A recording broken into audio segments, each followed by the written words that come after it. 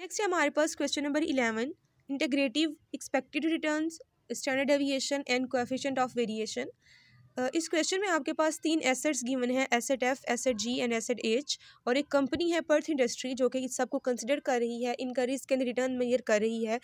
Table में आप देख सकते हो कि प्रोबेबिलिटीज़ गिवन है और उनके जो रिटर्न्स हैं वो गिवन है, यानी कि पी भी है और आर भी आपको गिवन है। कहते हैं calculate the expected value of return for each of the 3 assets which provides the largest expected return. आप 1 बाय 1 इनका जो है वो आर बार कैलकुलेट करोगे। आर बार का सिंपल फार्मूला है, यहाँ पर यूज़ होगा summation R multiplied by P. आपने सिंपल क्या करना है, एक कॉलम बनाना है, उसमें प्रोबेबिलिटीज़ को रिटर्न के साथ मल्टीप्लाई करना है। 1 बाय 1 तीनों एसेट्स के लिए ऐसा करोगे और तीनों की एक एक अमाउंट आ जाएगी रिक्वायर्ड रिटर्न की। उसके बाद आपने उनका स्टैंडर्ड डेविएशन कैलकुलेट करना है। स्टैंडर्ड डेविएशन का फार्मूला भी आपको आता है।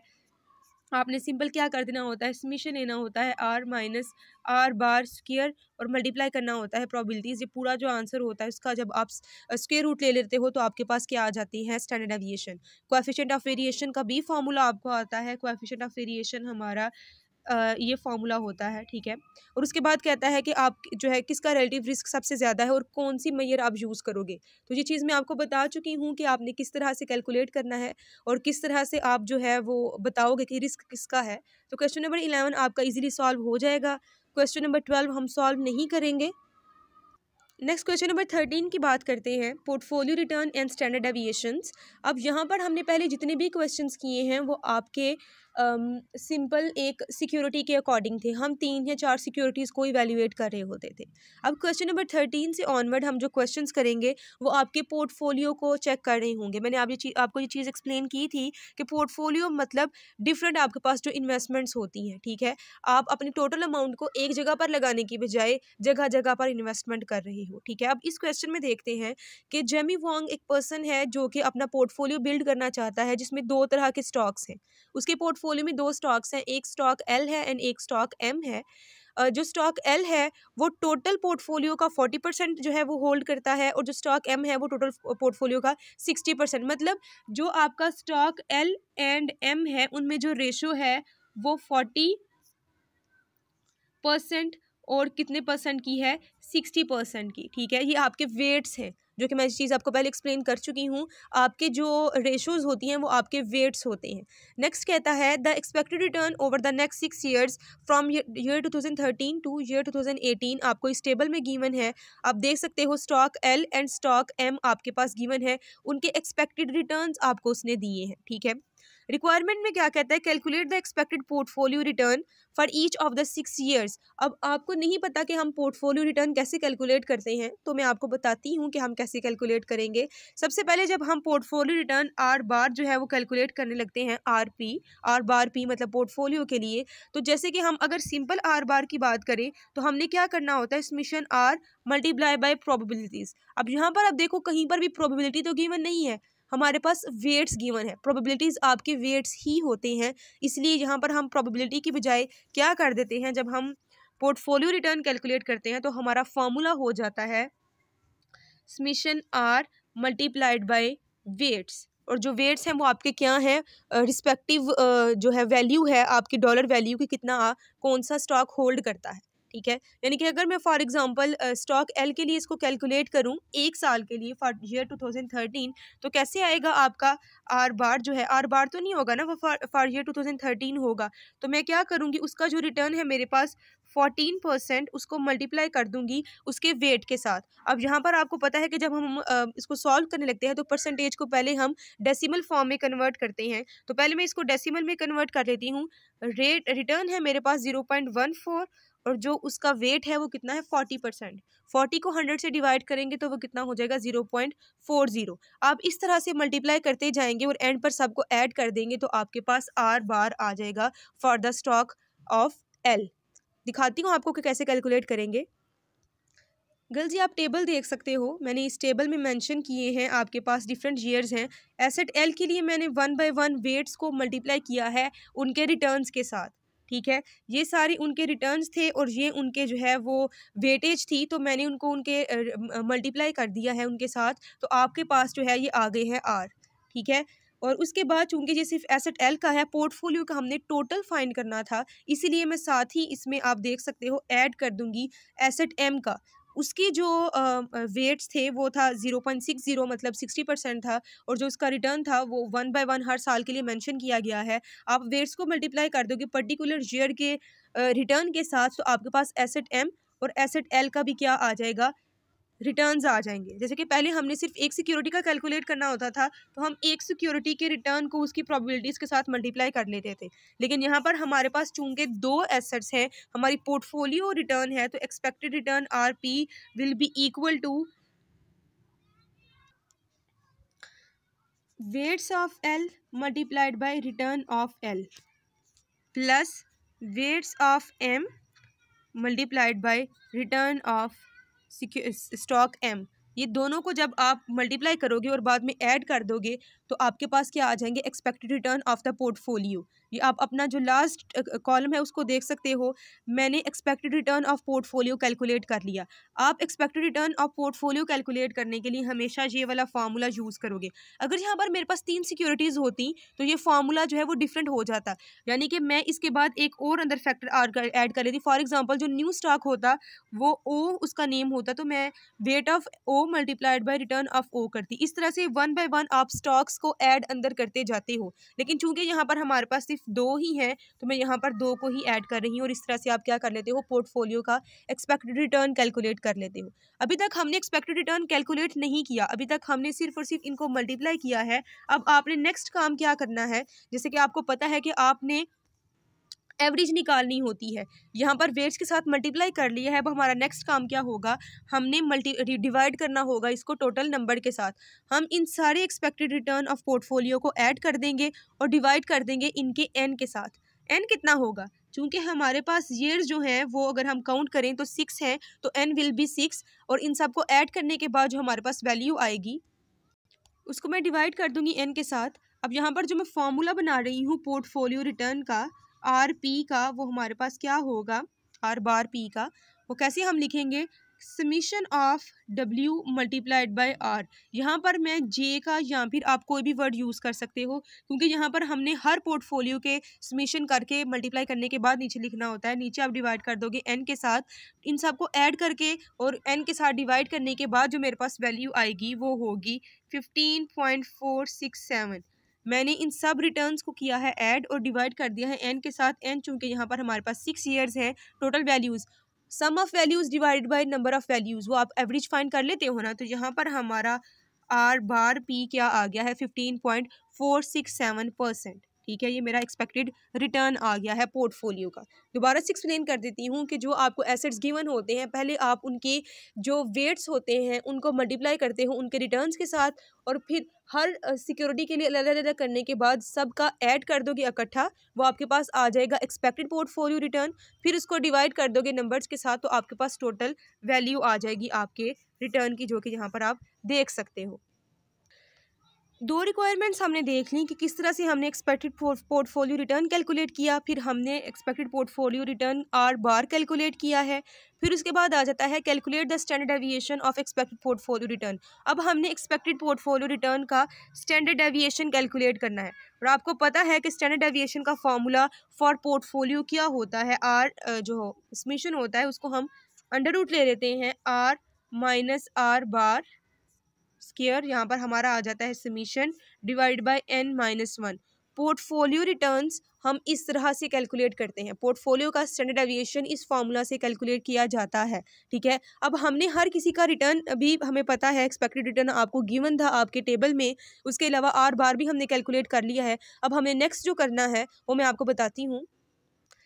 हम इस वाले टेबल में से जो कि हम कैलकुलेट कर चुके हैं पोर्टफोलियो का रिटर्न, जो गर्ल्स आपको टेबल में गिवन था वो stock L and stock M का सेपरेट रिटर्न गिवन था। हमें तो पोर्टफोलियो रिटर्न कैलकुलेट करना था, जो कि हम स्टेप नंबर 1 में कैलकुलेट कर चुके थे, ये वाला पोर्शन आपका। अब हमने R minus R bar calculate करना है। तो यहाँ पर अगर आप अपनी कॉपी पे बनाएंगे तो इसी के साथ आप नेक्स्ट एक कॉलम बना सकते हैं, मैं जो नीचे बना रही हूँ। आप क्या करोगे, आर माइनस आर बार जो है वो कॉलम बनाओगे अपना। अब यहाँ पे आर माइनस आर बार कैसे आएगा, अगर मैं ये 2010 के लिए कैलकुलेट करूँ तो 17.6% में से हम लेस कर देंगे अपने 15.467 46 था तो मैंने उसको जो है वो ऐड कर लिया है, तो मेरे पास जो मतलब आर बार बन गया वो 15.5 था। तो ये 2010 के लिए आप इसको इस तरह से लिखोगे तो आपके पास जो लेस होकर अमाउंट आ जाएगी आप उसको यहाँ पर लिखते जाओगे। आप ये इस तरह से बना लोगे आर माइनस आर बार का टेबल, जिसमें आप इन सब को करोगे आपस में माइनस। माइनस करने के बाद जो आपके पास आंसर्स आएंगे वो मैं यहाँ पर अभी आपके पास नेक्स्ट बनाऊंगी। आर माइनस आर बार लेने के बाद ये सारे आ गए हैं मेरे पास इनके आंसर्स। चूँकि फार्मूला में हमने R minus R bar square लेना होता है तो मैं यहाँ पर आपके सामने स्क्वायर ले लेती हूँ आर माइनस आर बार का। तो मेरे पास जो आंसर्स आते हैं वो कुछ यूँ होंगे, ठीक है। अब हमने क्या करना है, इन सब को कर लेना है ऐड। चूँकि हमारे फार्मूला में जो यूज़ होता है वो होता है summation R minus R bar square. तो हम इन सब को पहले करेंगे ऐड। जो भी हमारे पास अमाउंट आती है उसको हमने डिवाइड करना है n-1 के साथ। इन सब को ऐड कर लेते हैं। ऐड करने के बाद आ जाएगा 11.33। अब हमारे पास ये तो हम अमाउंट आ गई है। नेक्स्ट हमने क्या करना है, इसको डिवाइड करना है n-1 के साथ। यहाँ पर मैं लिख लेती हूँ स्टैंडर्ड डेविएशन का फार्मूला। हमारे पास ऊपर वाली वैल्यू आ चुकी है 11.33। डिवाइड करना है हमने n-1 के साथ। n चूँकि हमारे पास 6 है, 6-1 लिख देती हूँ। 6 में से 1 को लेस करेंगे तो आपके पास 5 आएगा। 11.33 को 5 से डिवाइड करेंगे तो मेरे पास अमाउंट आ जाती है 2.266, ठीक है। जब मैं इसका जो है वो अंडर रूट ले लूँगी तो मेरे पास आंसर आ जाएगा स्टैंडर्ड डेविएशन का 1.505। मैंने चूँकि कोई भी परसेंटेज को जो है वो डिवाइड नहीं किया था, मैंने यही अमाउंट्स ली थी, ठीक है। मैं अगर इनको डेसिमल फॉर्म में कन्वर्ट करती तो दैन मुझे इसको 100 से मल्टीप्लाई करना पड़ता, लेकिन चूँकि मैंने परसेंटेज लेकर ही सॉल्व किया है, ये आपका परसेंटेज में ही आंसर आया है, ठीक है। 15.05 कर लें या 5 है तो यहाँ पर इसको ऐड करके 1.51 हो जाएगा। ये आपका परसेंटेज में आंसर आया है आपके स्टैंडर्ड डेविएशन का। दोबारा एक्सप्लेन कर देती हूँ। चूँकि मैंने एक्सपेक्टेड रिटर्न्स को परसेंटेज फॉर्म में ही लिया था इसलिए मेरा आंसर परसेंटेज में ही आया है, मुझे इसको 100 से मल्टीप्लाई करने की ज़रूरत नहीं पड़ी। लेकिन जब मैंने यहाँ पर कैलकुलेट किए थे अपने एक्सपेक्टेड रिटर्न और आपके सामने वो जो एक टेबल बनाया था उसमें मैं इनको डेसिमल में कन्वर्ट कर देती तो फिर मुझे एंड पर जाके इसको दोबारा से 100 से मल्टीप्लाई करना पड़ता, ठीक है। आपको जो बेटर लगे आप प्रोसीजर सॉल्व कर सकते हो। हमारा जो है ये स्टैंडर्ड डेविएशन भी आ गया पोर्टफोलियो का। अब हम आते हैं रिक्वायरमेंट नंबर डी की तरफ। कहते हैं how would you characterise the correlation of returns of the two stocks L and M. इन दोनों के स्टॉक्स में कोरिलेशन कैसा है। तो अगर मैं आपको यहाँ से इनके रिटर्न वाइज अगर हम देखें तो आप देख रहे हो कि स्टार्टिंग पे स्टॉक एल के रिटर्न्स कम हैं और एंड पे जाकर ज़्यादा हैं, और अगर स्टॉक एम की बात करें तो स्टार्टिंग पे उसके रिटर्न्स ज़्यादा हैं और एंड पे उसके कम हैं। तो इसका मतलब है कि दोनों नेगेटिवली कोरिलेटेड हैं। अगर मैं यहाँ पर इसका एक रफली ग्राफ बनाऊँ तो आपका जो स्टॉक एल है उसका जो अपवर्ड ग्राफ है वो कुछ ऐसा बनेगा, ठीक है। मतलब वो अपवर्ड उसकी मूवमेंट है। और स्टॉक एम की बात करूँ तो उसकी मूवमेंट कुछ ऐसी है, ठीक है। स्टार्टिंग पे ज़्यादा है और एंड पर जाकर वो नीचे गिर जाता है। मतलब दोनों नेगेटिवली कोरिलेटेड हैं, ठीक है। आप अपनी जो है रिक्वायरमेंट नंबर डी में मेंशन करोगे कि both stocks have a negative correlation because the returns of stock L are more in starting years and returns of stock M are more. हाँ, एम के ज़्यादा है स्टार्टिंग पे तो हम ये मेंशन करेंगे और स्टॉक एल के कम है, इसलिए हम इस तरह से इसको मेंशन कर देंगे कि दोनों में नेगेटिव कोरिलेशन है। उसके बाद कहता है discuss any benefit of diversification achieved by Jamie through creation of the portfolio. उसको बहुत ज़्यादा फ़ायदा होगा क्योंकि दोनों नेगेटिवली कोरिलेटेड हैं, तो एक का रिस्क जो है दूसरे के रिटर्न के साथ कंपनसेट किया जा सकता है। हमने देखा कि उसका स्टैंडर्ड डेविएशन भी इतना ज़्यादा नहीं आया, तो वो अपने रिस्क को कम करने के लिए इनको यूज़ कर सकता है, ठीक है। उसका ये पोर्टफोलियो का जो कॉम्बिनेशन है वो अच्छा है। गर्ल्स नेक्स्ट है हमारे पास क्वेश्चन नंबर 14 पोर्टफोलियो एनालिसिस। कहते हैं आपके पास जो है वो गिवन टेबल में assets F G and H given है एक पोर्टफोलियो के, ठीक है। और डिफरेंट टाइम पीरियड्स गिवन है आपके पास और उनके एक्सपेक्टेड रिटर्न्स गिवन है। कहते हैं using this assets you have isolated the 3 investment alternatives shown in the following table. अब आपके पास कुछ अपॉर्चुनिटीज़ हैं, जैसे कि हमारे पास पहले वाले क्वेश्चन में वेट्स गिवन थे, एक का 40% था, एक का 60% था। अब यहाँ पर हमारे पास 3 एसेट्स हैं और 3 ऑल्टरनेटिव्स भी हैं। ऑल्टरनेटिव्स क्या हैं कि आपका जो एनालिस्ट है वो आपको कहता है कि आप सिर्फ और सिर्फ अपने जो टोटल इन्वेस्टमेंट है वो एसेट एफ में कर दो, ठीक है, मतलब आप पोर्टफोलियो इन्वेस्टमेंट ना करो, डाइवर्सिफिकेशन ना करो, आपके पास जितना भी पैसा है आज वो आप एसेट एफ को यूज़ करने में यूज़ कर दो, मतलब 100% ऑफ एसेट एफ। दूसरा अल्टरनेटिव है हमारे पास कि 50% of asset F and 50% of asset G. अब यहाँ पे जो सेकंड अल्टरनेटिव है उसमें वो आपको कोरिलेशन दे रहा है, डाइवर्सिफाई कर रहा है आपके टोटल अमाउंट को, कि आप दो जगह पर इन्वेस्टमेंट कर लें। 50% टोटल अमाउंट का आप एसेट एफ में करें और 50% जो है वो जी में करें। मतलब यहाँ पर अगर मैं एफ एंड जी का बनाऊंगी तो 50% एफ का होगा वेट और 50% जी का वेट होगा। उस तरीके से एक हम अल्टरनेटिव को कंसिडर करेंगे। और तीसरा अल्टरनेटिव है हमारे पास 50% of F and 50% of asset H. जो दूसरा होगा हमारा कोरिलेशन वो ये हो सकता है कि एफ का मैं ले लूँ 50% और उसके साथ जो मेरा कॉम्बिनेशन है वो एज का हो और वो हो जाए 50%। ये तीन ऑल्टरनेटिव्स आपके पास गिवन है। या तो आप सारी इन्वेस्टमेंट सिर्फ एफ में कर लें, या फिर आपके पास दो और ऑल्टरनेटिव्स हैं, आधी एफ में आधी जी में, या फिर आधी एफ में और आधी एच में। ठीक है, अब हमें कैलकुलेट करने के लिए वो क्या दे रहा है। रिक्वायरमेंट नंबर ए में कहता है calculate the expected return over the 4 years. फिर उसके बाद उनका स्टैंडर्ड एविएशन, जिस तरह से हमने पिछले वाली न्यूमेरिकल में पोर्टफोलियो का कॉम्बिनेशन के थ्रू कैलकुलेट किया था return and standard deviation, same as it is question number 14 में भी हम ऐसे ही कैलकुलेट करेंगे 1 बाय 1। ठीक है, क्वेश्चन थोड़ा लंबा, जैसे कि क्वेश्चन नंबर 13 हमने एक सॉल्व किया था, यहाँ पर हम उसको 3 तरह से सॉल्व करेंगे। अगर ऑल्टरनेटिव 1 वाले की बात की जाए तो इसमें आपका जो आर बार का फार्मूला है वो तो सिंपल होगा, आप आर बार को कैलकुलेट कर लोगे, चूँकि प्रोबेबिलिटीज़ गिवन नहीं है तो R minus summation R, sorry minus नहीं आएगा, summation R divided by number of जो पॉसिबिलिटीज़ है हमारे पास, जो नंबर ऑफ़ रिटर्न्स है। तो हमारे पास टोटल n 4 है, तो आप जो अल्टरनेटिव 1 होगा उसमें आर बार का ये वाला फार्मूला यूज़ करोगे, और जो बाकी आपके पास दो अल्टरनेटिव्स हैं वो आपके क्वेश्चन नंबर 13 के अकॉर्डिंग सॉल्व होंगे। उस तरह से आप एक्सपेक्टेड रिटर्न और स्टैंडर्ड एविएशन कैलकुलेट कर सकते हो। फिर आप उनको इवेल्युएट करोगे और फिर चूज़ करोगे कि इन तीनों में से कौन सा अल्टरनेटिव आपके पास बेस्ट है।